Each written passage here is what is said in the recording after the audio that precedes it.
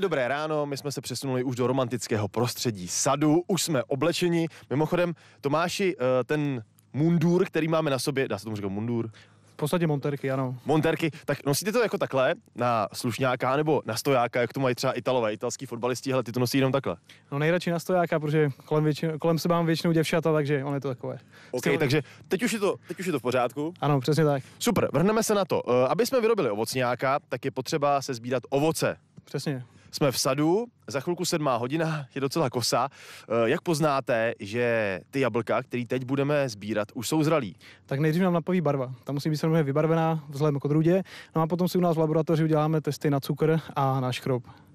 Super, tak aby jsme se do toho pustili, můžeme začít. Já tady můžu takhle trhat, prostě klasika? Určitě vybíráme ty jablíčka, v podstatě, která se nám líbí.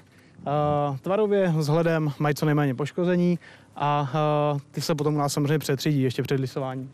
Když chceme mít třeba litr ovocňáku, tak kolik těch jablek musíme natrhat? Celá připravka? 5 připrav? Zhruba 1,6 kg na litr šťávy. To znamená, potřebujeme několik tun, aby jsme mohli spustit výrobu. Super, ještě mi řekněte, ty jablka to trháte vy, nebo si to necháváte dovážet? Jak je to u ovocňáků? Máme část samozřejmě nakoupenou od našich sadařů z okolí, něco máme ze svých vlastních sadů. Vždycky je to sezónní práce, to znamená zhruba od srpna do listopadu sbíráme podle odrůd, které postupně dozrávají a samozřejmě u nás se potom následně přetřiďují po zbytek roku a lisují se. Ne, že bych vás chtěl nějaký bicovat, jo, ale trháme, protože takhle bychom toho moc neudělali. Tak dobře. Trháme.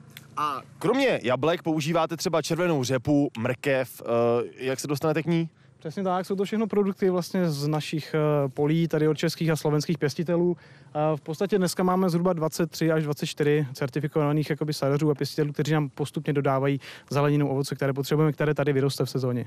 Já jsem třeba slyšel, že jedna automobilka má takový speciální tým, který vždycky přičuchne k interiéru a řekne, jestli je to všechno správný. Máte vy někoho, kdo ochutnává jablka nebo třeba řepu, mrkev a určí ano, to je ta správná mrkev do našeho ovocňáku? A děláme si to vždycky v tom sběru, kdy já s kolegyní, která je náš technolog a vlastně hlídá kvalitu, vždycky ochutnáváme tady ty produkce, lisujeme si šťávu v naší laboratoři, vyzkoušíme a potom samozřejmě bereme určité dávky, určité odrůdy a ty se potom následně lisují a kombinují. Ano, Tomáši, my teda teďka rychle nazbíráme přepravku a v rychlosti se přesuneme kam a co se bude dít?